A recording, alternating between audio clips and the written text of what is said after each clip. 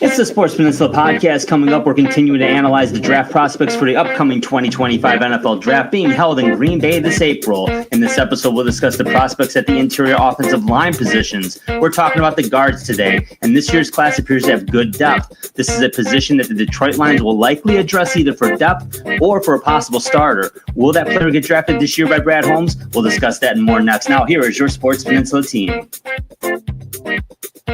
Oh, that's like the $150 question today. Welcome, everybody, to Sports Peninsula Podcast. My name is Dave Brzezinski Drew. I'm joined by Coach Andy Shield of the Marine City Mariners. And Coach, how you doing today? Doing well, Drew. Doing well. The NFL season has concluded with the Super Bowl now being in the books. The Philadelphia Eagles are champions of the world, dethroning the Kansas City Chiefs. Looked like right out of the gates. They were talking, the fix was in. The first big call went the way of the Chiefs, but the game went the other way right away. But, we saw a spectacular defensive effort by the Philadelphia Eagles with just a tremendously invested defense. I mean, that team was built through their drafts on defense. Really via the University of Georgia by and large, by a lot of pieces at least that are over there. So I mean, just goes to show you. I think we're going to be talking about some guys down the road. The Lions probably could use a page out of that book a little bit. Maybe it's time to get the defense arsenal rubbed up. But Drew, 33 and a half. You know what 33 and a half means? A 33. I think it's a record speed. Well, a 33 and a third was a record speed, but okay, I don't know. I don't know what 33 and a half is. What would that be? That's the average age of the Lions starting guards. Ooh, and that's the wrong side of 30 in the NFL. That's for sure. By probably about 3.5 years. Mm-hmm. Yeah. So maybe, just maybe, we were talking about a position tonight that is of importance. What do you think, Drew? Absolutely. Now, again, like I said in the intro, is it going to be addressed through the draft? Could be. Likely will be. Will it be day 1 or 2? Could be. Don't know. But again, we're going to talk that through. It's a position group they no doubt they have to address just for the simple fact of what you brought up. That Glasgow and Zeitler's a free agent. So they may have a vacancy there. Now, they have Christian Mahogany on the roster, of course, and he started some games and he played well. So that's great. Future's bright for him. Glasgow's under contract another year. We know he can play any interior line position, including center, but he's getting long in tooth as well. And it would be nice maybe to take some workload off him. I don't know. Maybe they think he can go at left guard again. No problem. We'll see. But it's going to be fun to talk about, Coach. We got a few guards on the roster, and I think we do know we have a future in Christian Mahogany. Kevin Zeitler's got to determine whether or not he wants to play, and if he wants to play for the Detroit Lions. I think there's a very strong likelihood that they could reunite. If he decides that he's had enough football, that might be the case. He's a Wisconsin native. I don't know if he would want to think about ever going to finish things up at the Pack. But I know it's a real tight-knit family, and they were here a lot. But that would be great. If they did that, I think it would lessen the pressure on it a little bit, Drew, on the position group a little bit, because I think we do have Christian Mahogany. We have Iowa Sika. Yeah. Maybe. He could also be going to Chicago or the New York Jets or one of these other places as well via free agency. And we have Big Manu. That it will be more of a factor this year as well. He did play guard at the college level, might very well be moving out to tackle at his size. So is there some space to draft a guard? There is. Are we talking day 1, day 2, or day 3? That is the question I think we're looking for still. It certainly is. And let's not waste any more time. Let's get into it, Coach. Let's talk about our top 20 prospects at the guard positions. Who we got? Well, starting at 20 in the bottom right corner to going up to number 1 with Tyler Booker in the upper left. Got a couple of locals to start things out. Our second Western Michigan Bronco offensive lineman that we'll have talked about so far. We talked about Mr. Gideon a little bit and some depth. He was one of our dark horses. Addison West ranks our 20th guard in the book, so that could be a line that they look to on day 3. At 19, Luke Newman of Michigan State, Drew. Yep. At 18, Clarkston High School graduate Garrett Dellinger from LSU. So we're staying in the state of Michigan, the first 3 guys, although Mr. Dellinger played for his ball down in Baton Rouge. At 17 is Hayden Connor out of Texas. I think you're going to be talking about him here in a bit. You have Charles Grant still filling in from William and Mary, offensive tackle, also filling in at guard. He is in at 16, so an impressive guy there. Over at a 15, Jonah Monheim out of USC. Name might be somewhat familiar. We talked about him at center. He is in on the guard board as well. Jonah Sabanaya out of Arizona. That's a guy that we're going to be talking about as a dark horse. He is an interesting prospect as a guard tackle combo. Willie Lampkin out of North Carolina. Really highly thought of prospect. Over in at 12 is Jared Wilson out of Georgia. We talked about him as a center. That's an intriguing prospect. Very intriguing athlete. That could be a day 2 guy the Lions may look at. As well as Armand Membao out of Missouri. He is another one that is a guard tackle combo. So kind of impressive there. He is in at 11. Into the top 10, Joshua Gray out of Oregon State. This is a good-looking guy, probably going in on day 2 here. Clay Webb, a dark horse from Jacksonville State as a center. He is in at number 9 as a guard. So we just missed out talking about him in our top 8.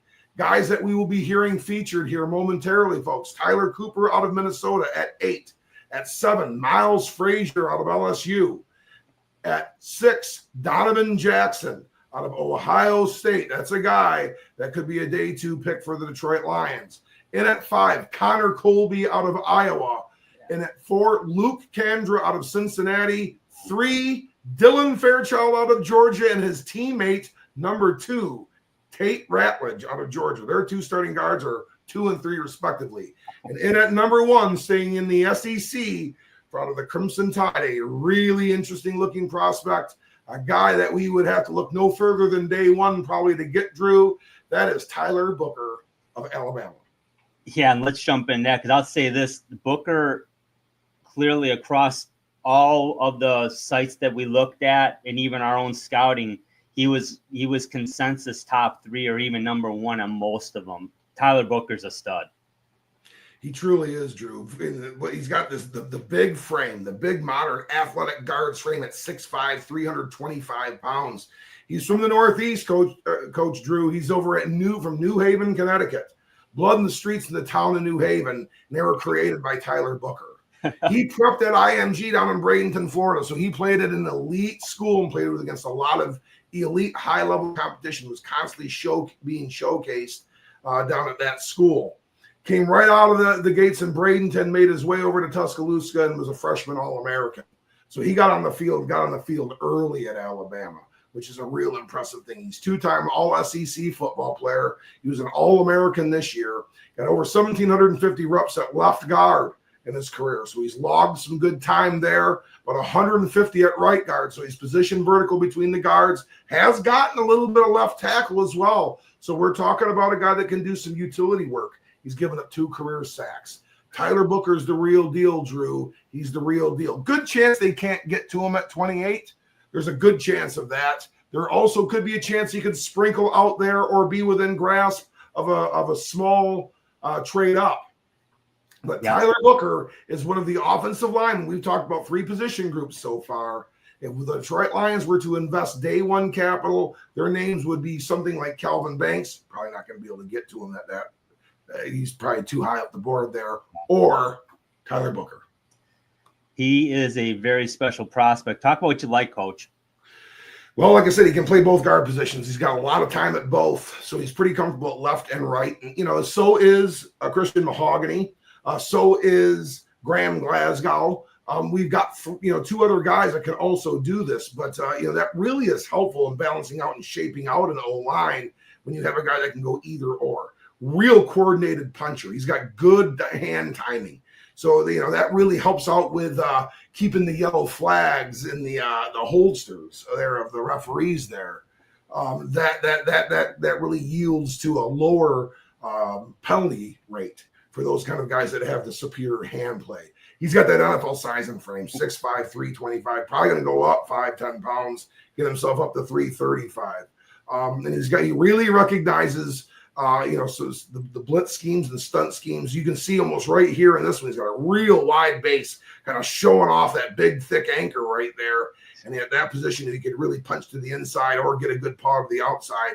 Either or, he can see his head on a swivel. He's ready to go. Big, bullish anchor, both in the run and the pass. You can see it right there, pounding those feet into the ground. Can be a tough guy to knock back and stonewall. Can be a tough guy to get a pass rush and get a move on as well. He's a very good play side guard. It means you're going to run behind him. Okay, he's going to be a combo partner. He's going to be a double partner. He's going to climb and go up to the second level and get to linebackers. He's going to reach and get out in front of perimeter runs and get up and block downfield. He's going to do those kinds of things, and he's really, really good at it. He's a block finisher. He's a guy that blocks to the whistle. He'll make piles fall forward. He's also an impressive puller. Like we said, he can climb. Climb as a play side guy, but he can also be that backside guy and pull and be real effective in getting movement created that way too. He's a dynamo of a guard, Drew. He's a dynamo of a guard, but it isn't goal. He's not. He's a human being. He's a human being. What are some things that might not be his forte at this point?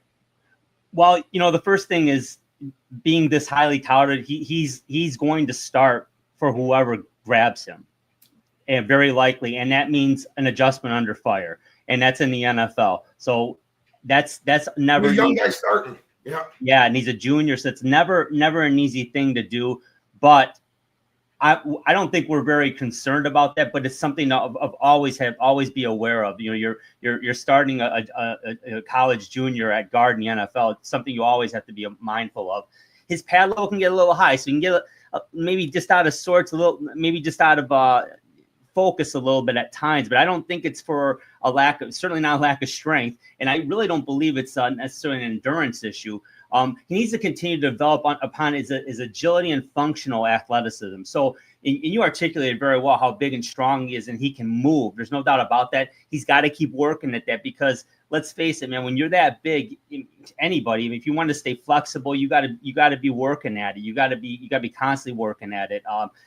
Shuttle drills, things like that. You've got to be good at that. And Tyler Booker's a hard worker. So again, these are things he's just get more like watch outs for Tyler Booker more than anything. He's got to continue upon development as a power guard. So we talked about he is a strong, he's a bullish run pass anchor. And he's very good at moving, at pulling. He's very good. Like you talked about, Coach, how he you can run behind him, but the next thing to work on is to just be that power guard, that when you want to run a power sweep or whatever, you need those tough couple yards. Not that he can't get them, but that's something that's maybe not his forte per se, but he's a very good player, but he's got to work on that. Refine the feet and drive technique. That goes hand in hand with it. You get the feet going, you get the drive technique going. He's going to become a tremendous power guard.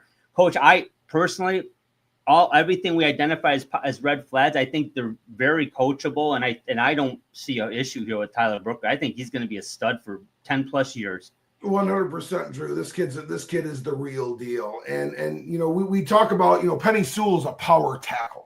Okay, he's kind of a power tackle, a play side guy, right side by definition in our offense. He can play the left. They can move him around, but he's a power tackle. Tyler Booker's like that of a guard.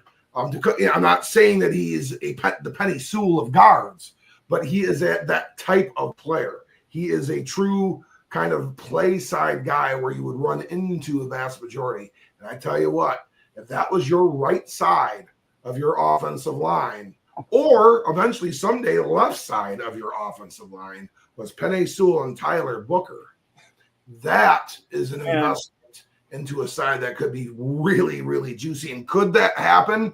It all depends where Tyler Booker would fall. Tyler Booker could go into the low teens, 10, 11, 12, 13. He could be down in there. He could. Yeah, he's I that kind of an athlete. Could he get into the 20s and into the middle 20s to where we could reach out and touch? Well, then we have a decision to make. If he's there at 28, got to look at the defensive talent on the board as well. Maybe we make a trade down and see where things happen and collect some more picks. But boy, would this guy look. We've got a lot of Alabama football players over here. Nothing wrong with that. And doing some, wearing the Honolulu blue and silver. I tell you what, Tyler Booker would look good wearing that Honolulu blue and silver. Well, I'll tell you what, there's a guy that, wears a little bit of red, some Athens, Georgia red, Drew. And he wears, there's a little gray and black with that as well. He's our number 2 guard. Take us away, Drew. Who are we talking about here? Yeah, Tate Ratledge, the guard out of Georgia, 6'6", 320-pound senior, our number 2 prospect. I mean, this is a 4-star prospect. He's out of Rome, Georgia, so stayed at home, go to Georgia. Not a big deal. It's kind of like being from Detroit and going to Ann Arbor, right, Coach? That's right. It's not nothing wrong with that. 2-time All-American, 2-time All-SEC. He is the real deal. Now, he played offensive tackle and defensive end in high school. So what you like about that is the athleticism, and he knows defense as well. So that's a good thing to have in your back pocket when you're a guard. Obviously, he played high school basketball and track and field. This guy's an athlete, man, and he's a big load. 2,000 plus reps at right guard. He only had 4 career reps at left guard, but obviously, it's something maybe not necessarily that they needed there, but I think Ratledge has some versatility there, and that's a good thing. Only 2 career sacks allowed, and that's the key there. In the SEC, 2 career sacks allowed. Now, you don't have to get much better than that, Coach. What do you like about Tate Ratledge?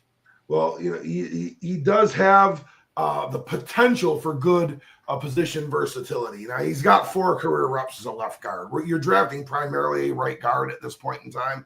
But until you get some hand and feet, that's just some work away. In the professional game, he goes into rookie mini camp and goes through the off-season program and works at it. He could come into camp and work himself through to where, maybe by middle of his first year, he could go either left or right, and be pretty comfortable at it. In year 2, be truly versatile enough to go left and right. So this is a little bit more of a work in progress, where Tyler Booker can probably go in there right away and play left and right.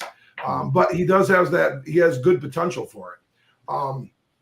Another guy that's got his head on a swivel with a good frame. He's got big, long, 6'6", 320-pound frame, and he can pick up the blitzes and stunts with the best of them. Real good at that. That's a real across the board with these top guys. That's a keen thing that you'll see right across the board. Very good football IQ, head on a swivel, picking those kinds up. Very strong inside anchor. Okay, this is another guy that's kind of a power guard, so to speak. Real, physical, precise striker. Hands are in tight. He can punch inside those numbers, work towards a number with his hands. All the things that keep you hold free in the NFL. Another good climber. He's a combo partner. Another guy that's a good double teamer. Another block finisher, and he can generate movement. So in some ways, he kind of fits the Lion bill here. He fits the Philadelphia Eagle bill. 6'6", 320, big, strong, physical, power guard, climbing, play side guy, Drew. What are some things that are drawbacks for Tate Ratledge? Yeah, no, Coach, he's a great player, but he can get top heavy. You look at that picture, you notice he's a pretty thick guy up top. So he's got to watch out for that, certainly, especially in the NFL. He's got to keep his pad level low. Quickness and movement skills will be challenged. Much like we talked about Booker, Ratledge likely starts wherever he's drafted, likely. And again, that's going to be, even though he's been in the SEC like Booker, it's still another ballgame when you go into the NFL. So that's something that any rookie's got to work on. He's got to become a hands master. You talked about making sure that technique's there and keep it inside so those flags don't come out. He's got to master that. No question about that. He's good. He's got to get better. Could struggle with nuanced pass rushers here. So again, he's a power blocker and he's a block finisher. No question about that. But some of these guys the hand technique on some of these D tackles is amazing. He's got to be able to handle that and show he can handle that. I don't think there were necessarily any red flags per se, but again, I don't know if he was challenged to that level either, and we didn't see as much of that with him. So it's kind of a question mark, if you will, more than a concern. Pad level can get high. Again, when you can get top heavy, it's because of that, and when it's a domino effect. So, Coach, I think you articulated that very well. He's an outstanding prospect. I wouldn't put him right with Booker. I think Booker clearly stands out amongst this group, But Ratledge is a very good player, and oh yeah, he would look good in Honolulu blue and silver, no doubt. He would. And he's going to be someone that would probably be there at 28 because his position versatility is a work in progress. That's a developmental project still. He is a right guard. You're drafting a position strong player at this point in time, which is okay. Like I said, he's going to be able to play both sides as he develops. So I'm not so sure if the value is there at 28 for Tate Ratledge. I think if that was the case and Tate Ratledge was the guy that we wanted, we would be better off trading down to see if we could make that happen a little bit later into the first round and or maybe even into the early second round and collect some more day 2 capital. Well, then maybe that's something that we do. But I do like Tate Ratledge as a guy. Do I like Booker a little bit more? Yes, but Tate Ratledge would be a real nice player, specifically at right guard. And I'd like to, if we can, Drew, talk about his partner at left guard. Absolutely, Coach. Go ahead. That is the number 3 guard on our board is Dylan Fairchild, Tate Ratledge's starting guard partner at the University of Georgia, 6'5", 315-pound junior. Another Georgia native. He comes from Cummings, Georgia. He was also a 4-star player. So another high-level recruit for Kirby Smart over at Athens. Big-time wrestling background. He was an outstanding high school wrestler, all-state wrestler in the state of Georgia. So this is a guy that uses his hands well. He's a grappler. He can move his feet well and positions well. These are things that really work well on line play. Whether you're an offensive lineman, defensive lineman, they translate typically very, very well. He played both ways on the Army Navy All-American game. So when we were doing our fantasy playoff draft, Drew, this guy was never leaving the field in one of those games that we were taking for granted on the TV there, because we're always doing our playoff fantasy redraft the day of the Army All-American game. All-American Bowl. But a couple years ago, Dylan Fairchild wasn't leaving the field in that doggone game. This year, had a big year this year. He had a big year this year. He was, 2024 All-SEC and All-American, 1,300 plus reps at left guard. He's gotten in a little right guard, primarily behind Tate Ratledge's, maybe he's a little bit of a backup or when he's had to come off the field. But he's been the guy on the other side for the last couple of years at left guard, and he's allowed 1 career sack. So Dylan Fairchild is another example of a Georgia Bulldog guard, Drew, that's going to be high up, probably in the early day 2 parts of the draft. Yeah, no question about that, Coach. Let's talk about what we like about him. I guess I'll jump into this here. High-level effectiveness against NFL defensive line prospects. So we saw that on tape. We saw, obviously, at Georgia SEC. We talked about, Ratledge maybe not facing guys with the level of hand technique that he's going to encounter on a week-to-week basis. Fairchild seemed to, at left guard, for whatever reason, Coach, he showed a little bit more of that. So we like that. And I like to say that both Ratledge and Fairchild, we think there's potential for position versatility. They've taken some reps, but look at they were both each other's guard partners. So one wasn't going to unseat the other, so to speak, and they stayed healthy, thankfully. So they stayed where they were pretty much. But yeah, they both are capable, no question. He's quick and heady. He's a scheme processor. You were talking about football IQ with our other prospects. Dylan Fairchild checks that box. It absolutely. Pass pro maestro. He's an excellent pass protector. He's a consistent climber, so we like that. He knows where to go. He understands the defenses that he's seeing, and he has that high football IQ, and that's just a beautiful thing. Explosive and quick. So in order to be a consistent climber and have that high football IQ, you got to have that physical ability. He is explosive for a big man, 6'5", 315. Effectively agile. He may be the top pass blocking guard in this draft. And Coach, that's saying something. But that he is special in pass pro, no question. A two-way pass provides for masterful technique. Again, there's that football IQ and that understanding of the defensive side of the football. And Fairchild, like you said, in that All-American Bowl, he never left the field. He really has a very great understanding of the trenches. Smart guy. And that wrestling background is present in his hands. You can see it. They're strong, and he knows where to put them, and he knows how to strike with them. lot to like about Dylan Fairchild. I mean, you're splitting the hairs between he and Ratledge, but coach, he's got a few things he needs to work on. What do you see? He's got to get pro strong. Okay, that's something that we're going to probably talk about a little bit more and more as we go here. The frame and just density of Dylan Fairchild as compared to Tate Ratledge is a little narrower. So he's going to have to bulk up a little bit. We're talking 10 pounds or so, to get where he needs to be. Is he a better backside guard? Probably at this point in time he is. He's more of a backside guy. So he's going to be the pull kick guy.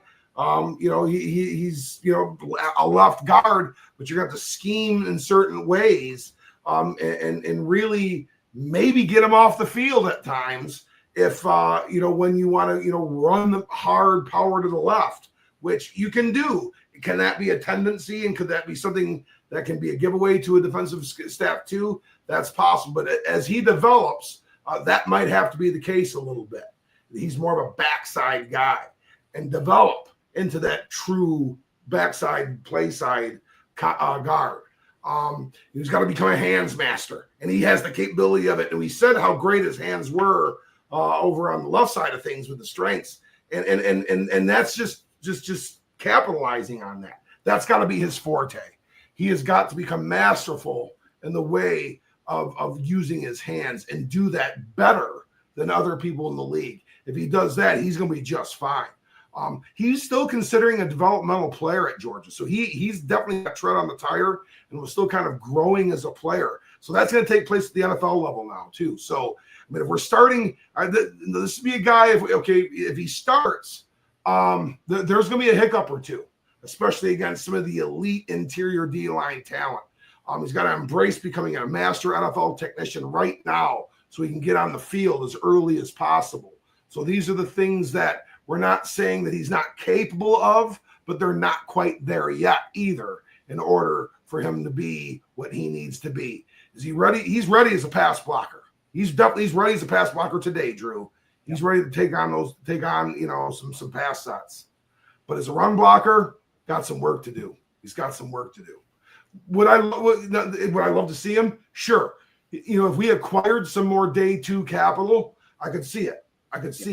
But of the two Georgia cards, I think Tate Ratledge is a little bit more Detroit Lion than Dylan Fairchild is. Yeah, more ready to take the field now. No question about that. And I think Fairchild's a player who would benefit greatly from a strong combine and pro day.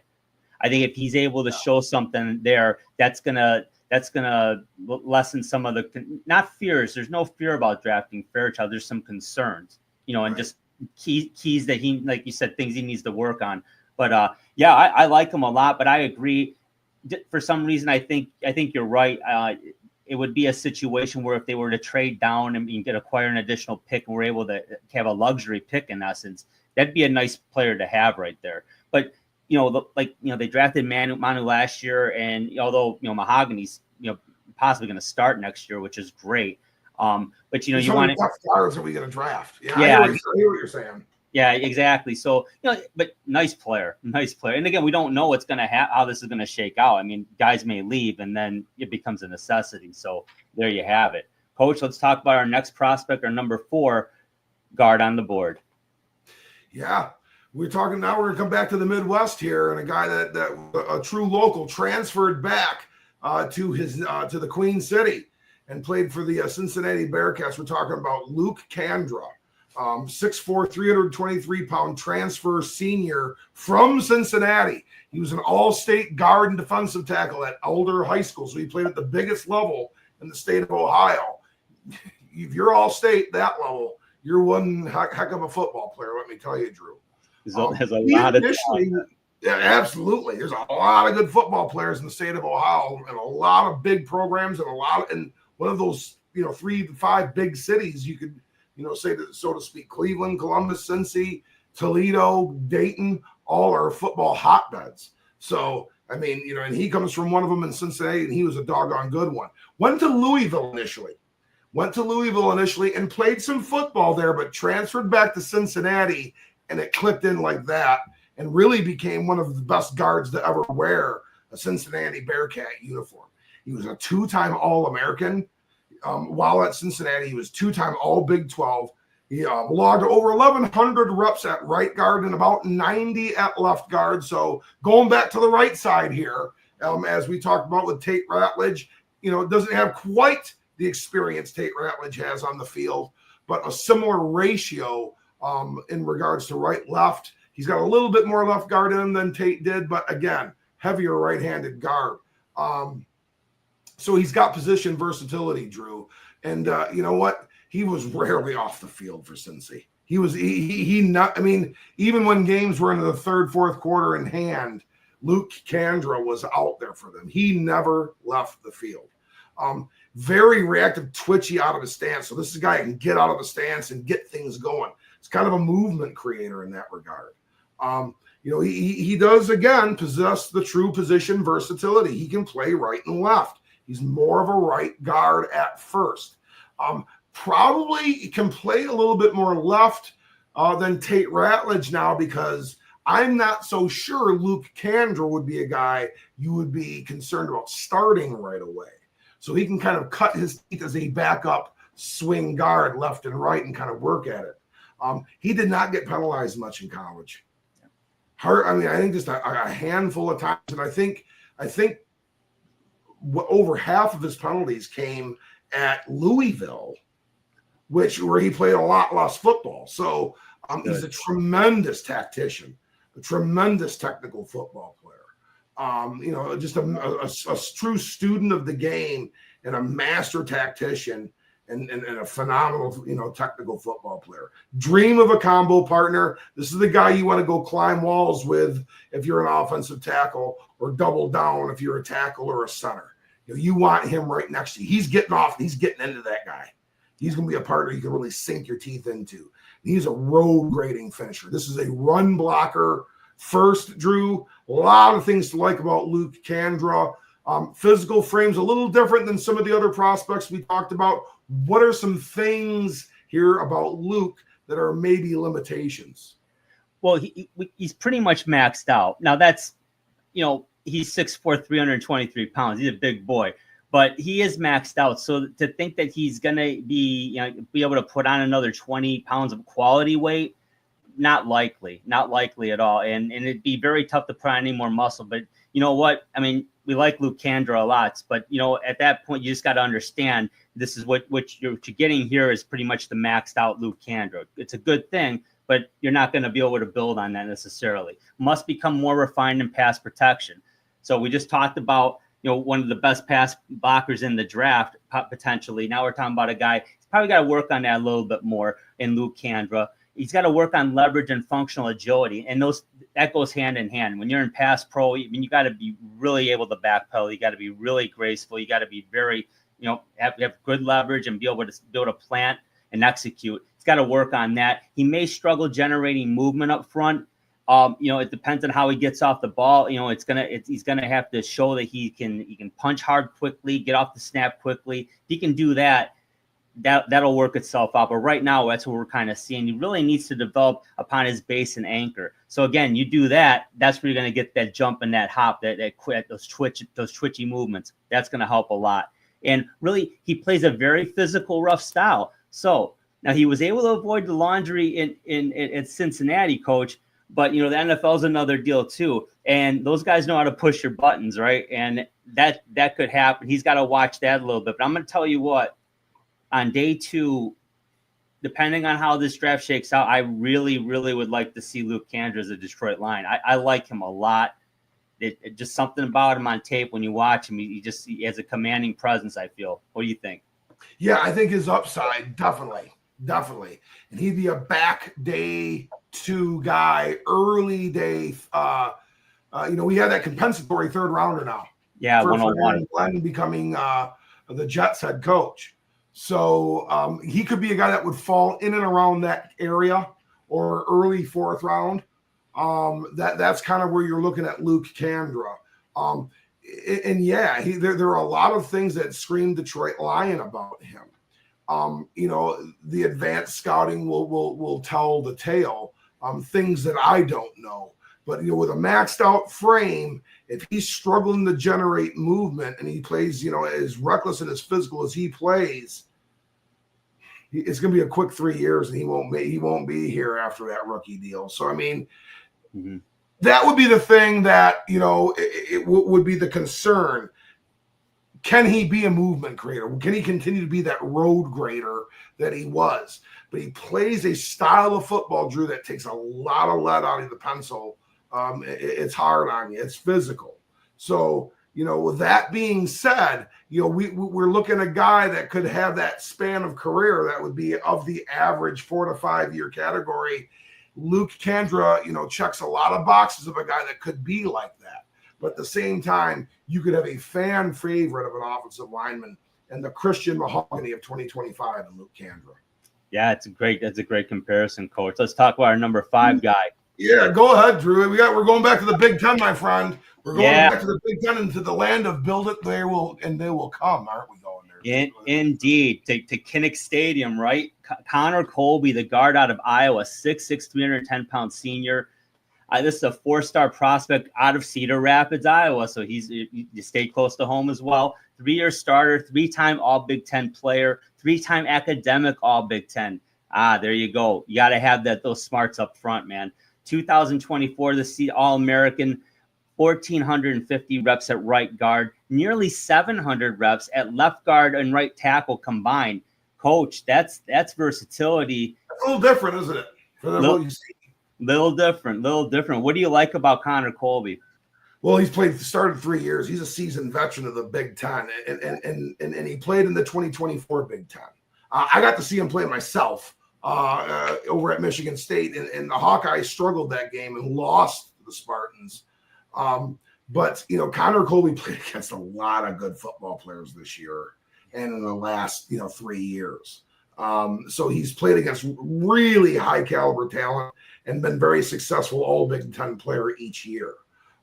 He's another guy that's a head on the swivel player. He understands the blitz and the stunt schemes and the twists and the slants and those kinds of things very well. He picks up on blitz schemes really, really well. He's got plus feet and agility. He's got more of a longer frame. This is a kid that probably played at high school about 270, 280, and as a young man was probably more like in the 230s, 240s. Kind of a gifted, long, athletic player, and he's really fluid moving skills for a big 6'6", 310-pounder. Real good pass pro anchor, so he can kick and stand really, really well. Real good technical pass protector, so that bodes well for him. Another guy that's a great combo partner. That's a good climber or can post so the tackle can go climb and get to the second level. Does those things really well. Drew, he's got some things to work on too, doesn't he? Yeah, a little bit. Quick, strong defensive tackles might give him some problems. And we say that because, Connor Colby, let's face it, 6'6", 310 is a big guy. But we've been talking about guys, 330, 325, 330, right? So, you gotta be careful on that, and I'm not with his frame. Could he put more weight on? It's possible. I don't know if that would be helpful or harmful to him. I'm not sure, Coach. But he's not overly pro athletic. Works hard, but just doesn't have those physical gifts that just pop off the page, so to speak. But he's got to work on agility and movement skills. This is a guy that I think he's got to show something at his pro day and combine to really put some confidence in some of these coordinators and coaches and GMs. So he exhibits more stiffness than the previous prospects we spoke of. So you're going to see a little bit of that. So you're going to be taking a look at his hips, obviously, and how he just his shuttle drill, especially. That's going to be a big thing for him. Exhibits more stiffness. He can lunge and grab a little bit. Got a tendency to do that. That can be coached out of him, but he's got to watch out for that. And limited movement creator he's kind of a limited movement creator at this point. And again, I think that kind of points to he's got to get a little bit stronger, Coach. So I like Connor Colby. I'm not sure I necessarily like him in Detroit. I think he's definitely a day 3 guy. What do you think? Colby Sorsdahl type prospect with more athleticism. So what you have with him, and you see there are some things on both the strengths and weaknesses that kind of cross over. We say he has plus feet and agility and that he's a fluid functional mover, yet we also say that he has to work on his agility and movement skills. Those need to be his calling card, Drew. That's got to be his calling card. He needs to be a backside guard extraordinaire, and a guy that can help you play some offensive tackle, and do some different things in sub packages, and eventually become potentially a starting type guard. But what he is going to be, and maybe his greatest asset, is kind of a role guard, a backside guy that can get brought in to do some different things, can play some tackle, can be a depth piece, as he develops his anchor, and so he can be more of a versatile play side, backside guy. But that's kind of where I think Connor Colby is. He's got to make those movement skills his calling card and really kind of continue to work on that functional athleticism so he can grow his run anchor and be at least somewhat of a play side guard as well. That's how he could become a starter. This is probably a day 3, early day 3 guy. He could splash into the late day 2s because he's got a great frame, but I think he's going more of a day 3 guy. I think the next guy that you're going to be talking about, Drew, is definitely going on day 2.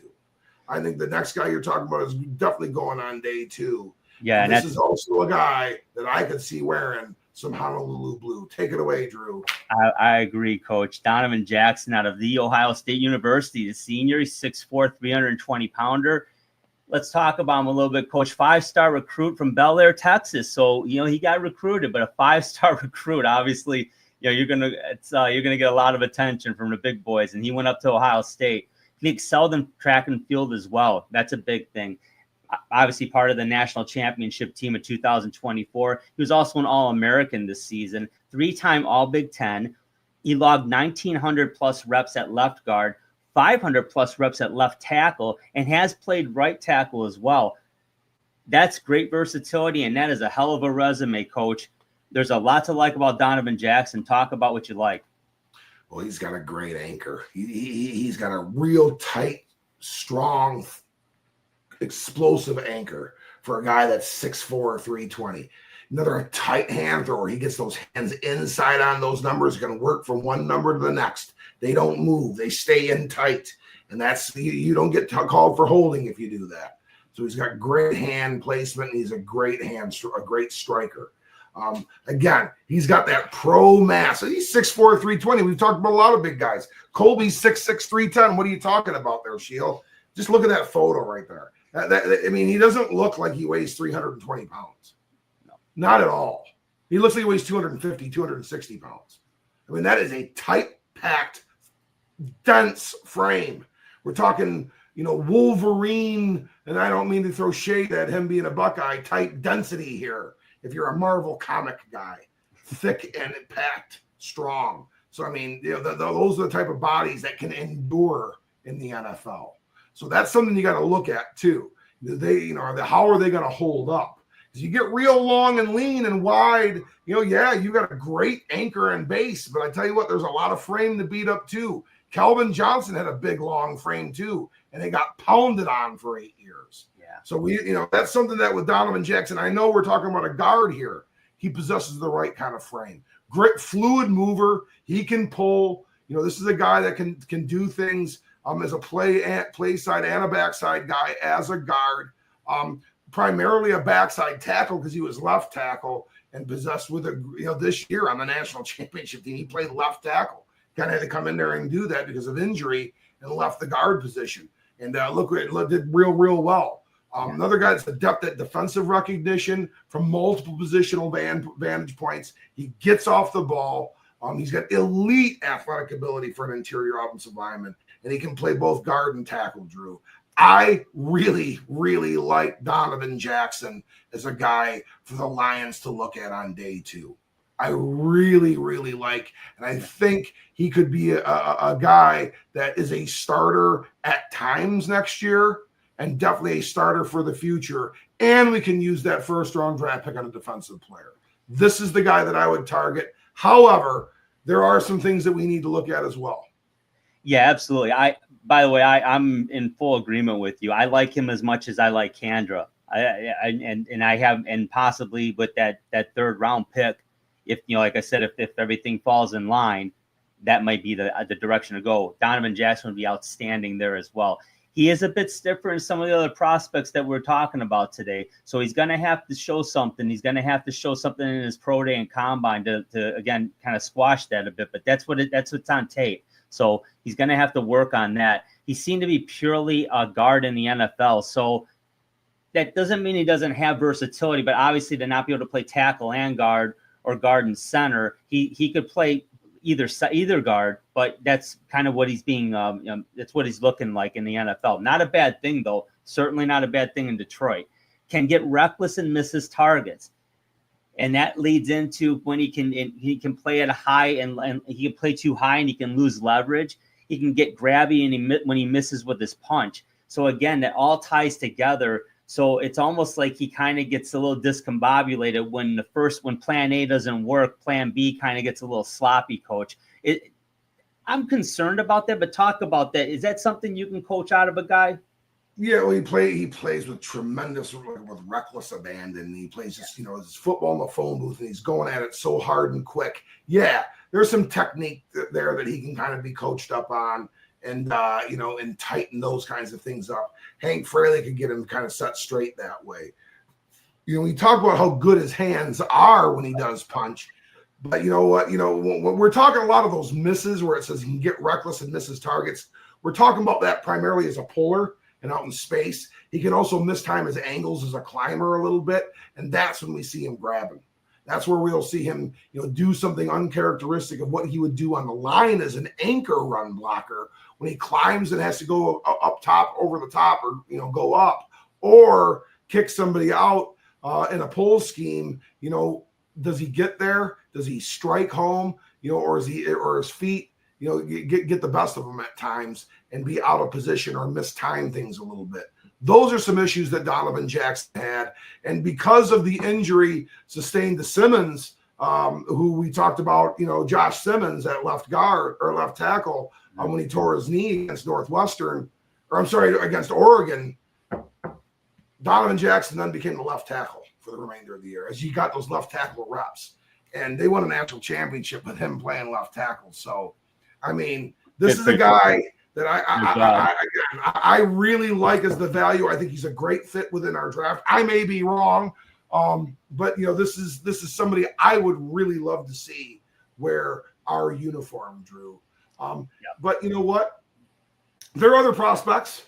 Yeah, and there's some of them in Baton Rouge, Louisiana, Drew, by the name of Miles Frazier that played left guard. We're talking about a little bigger guy now. Talking about a little bit bigger guy. 6'5", 335 senior.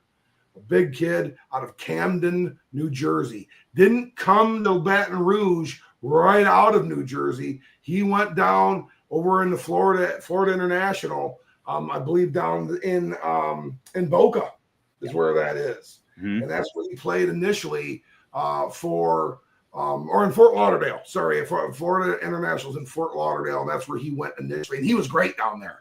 Was a freshman All-American down there in the mid-major program at FIU. And then he transferred out and came over to Louisiana State pretty quick thereafter. 3-year starter for the Tigers. 1,800 plus reps at right guard, nearly 600 reps at left guard, nearly 100 reps at offensive tackle. So this is a truly position versatile kid and a big size. So this is a good-looking utility offensive lineman, Drew. What does he do well? He does a lot well, Coach. First of all, like we talked about, great size, amassing 335 pounds at the present. Hint, wink, wink. He could put on a few extra pounds and still be very effective. That's scary. He's reliable and durable. He's not been significantly injured, so that's tremendous. He's an excellent run blocker. He's got great get off out of his stance. Gotta love that. And he's a movement generator. And that's the domino effect. You get that get off and you're strong and you got to get good punch. He's a movement generator up front. He handled sophisticated blocking schemes at LSU very well. So again, it's a complicated offense. Jaden Daniels, rookie of the year this year, right? That's where he came from. That's a great offense. Joe Burrow. It's a great offense. It's a pro offense. So he understands how to handle NFL offenses at least, and certainly it would have a good understanding coming in. He's got great strike and engage manner. That's again, we talked about that earlier, that get off. And again, he's position versatile and at a very high level of competition. This is SEC football. Coach, there's so much to like about Miles Frazier. What is it we got to look out for? Well, I think we're talking about a play side guy. We're talking about a play side guy or a play side guy tackle type player as a utility guy. He's not the most nimble and the most finesse-footed football player. Not very fluid. So this is not a guy that's great in space. He's not an expert climber. He's a guy that's going to get down there and root in and knock a defensive tackle off the football. That is what Miles Frazier does best at this point in time in his career. Late to the party is a puller, a lot. And yes, there are some sophisticated blocking schemes that Brian Kelly, uses and executes for LSU. But I mean, he understood those. It's not like he didn't understand them. But he's not a natural puller. That's not in his forte in regards to his strengths at this point. Kind of locks in at offensive guard, which is going to limit some of that college position versatility. So I mean, we're kind of looking at a guy that's maybe not the most gifted pass setter, and he's also not the most gifted backside mover as well. So kind of a pigeonhole power guard. Be a heck of a guy to put out there in the tush push, Drew. So maybe the Philadelphia's got him all pegged where they're going to get him lined up in draft miles. Never know. His pad level can get a little sloppy, and he's got to work on the agility and athleticism to really maximize himself as a pro. Depth piece at this point, Drew. He's a depth piece, but he is a body extraordinaire. He's an NFL football player. He's on a 53-man roster next year, and that's why he's likely. I was thinking 5th round. Right in that range there, maybe anywhere from the late 4th to early 6th is where I was kind of thinking where Frazier would go, Coach. I don't know how you're seeing him, but that's kind of and he does. No, I think that's fair. I think that's fair, and he brings the power game to it right now. That's why he can hang and bang and play pro football. But as far as a body of work, he's a project guy. He's got work to do.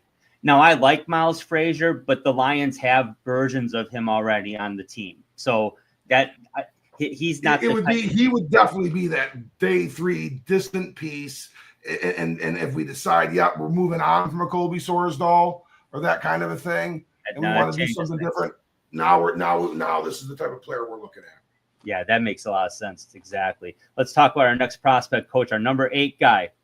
Last guy before we get to the dark horses, Drew. He's a young man, another row the boat gopher. We talked about an offensive tackle by the name of Ariante Ursary. In that group. Well, here's one of his line mates here, Tyler Cooper, 6'6", 310, same size as Connor Colby over at Iowa. Senior guard for the Golden Gophers. Comes from St. Croix Falls, Wisconsin.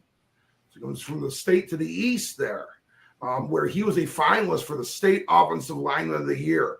St. Croix Falls, he went to a tiny school. He went to a small school there. So for him to surface on that list, and I'll tell you what, there's many a fine offensive lineman playing at the University of Wisconsin, University of Minnesota, University of Iowa, University of Illinois, Northwestern University, Michigan State University, Purdue University, Indiana University from the state of Illinois.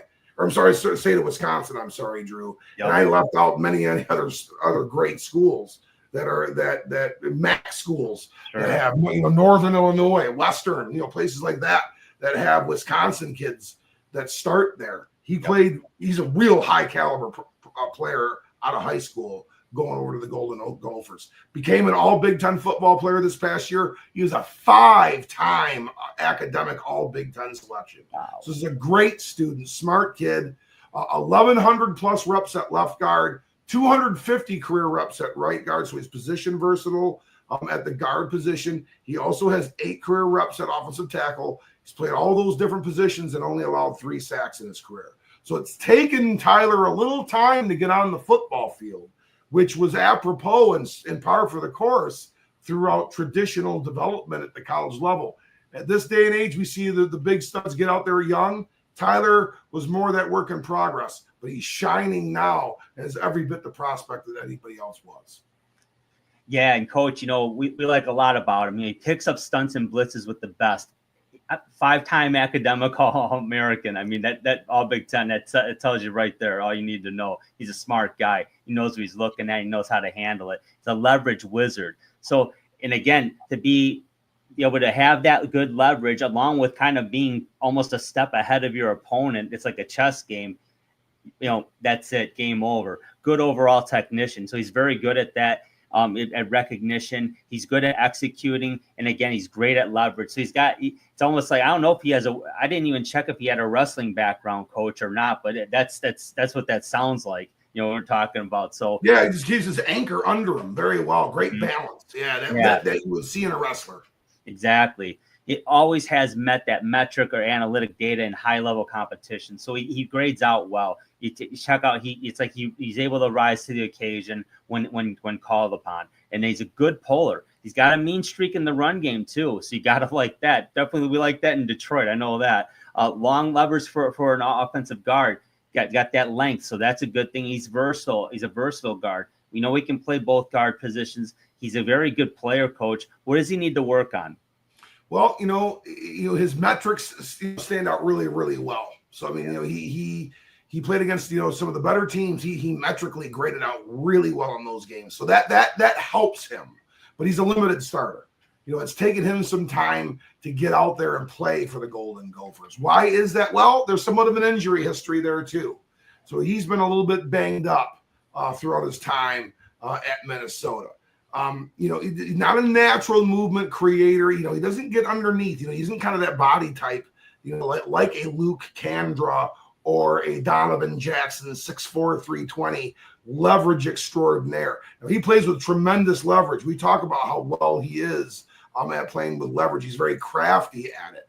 That's something that he's got to take to the next level. He's got to be this crafty leverage guy that gets it done. That's the type of player Tyler Cooper could be, and he can play for a long time in the NFL that way. That's kind of how a Dan Skipper started. Ultimately, but maybe with a little bit more spice to his game. That's Graham Glasgow to a certain degree. Oh, yep. But what he's shown so far is that he can wear. He starts to play high when he wears down, which is very common from the common offensive linemen, which are things that need to refine and get better. A little bit of a limited athlete for the NFL, but not unathletic enough or where we wouldn't be talking about him. He certainly belongs on this list. Is he a guy that's going to be a long-time starter in the NFL? It doesn't project that way. Could be a great depth piece and a swing utility offensive lineman for a rookie deal, maybe +1 and get you 6 years or so. Oh, yeah, he could do that for sure. And could he log starts and be a nice football player? 100%. But this is kind of that project offensive lineman, Drew, that you see drafted on day 3. I agree, Coach. Coach, we got about 1 minute here. Let's go through the dark horses real quick. You started off. We got Jonah Savaiinaea out of Arizona. This is a big, giant kid. I really, really liked him. I put him on here. I wanted him on here. Versatile between guard and tackle, Drew. He's quick and agile. He's a great pass protector at this point in time. He's not the most athletic guy. He can get a little plotty-footed. Got some work to do there. But a big, giant offensive lineman project that I like. Jonah Savaiinaea out of Arizona. Drew, the next one.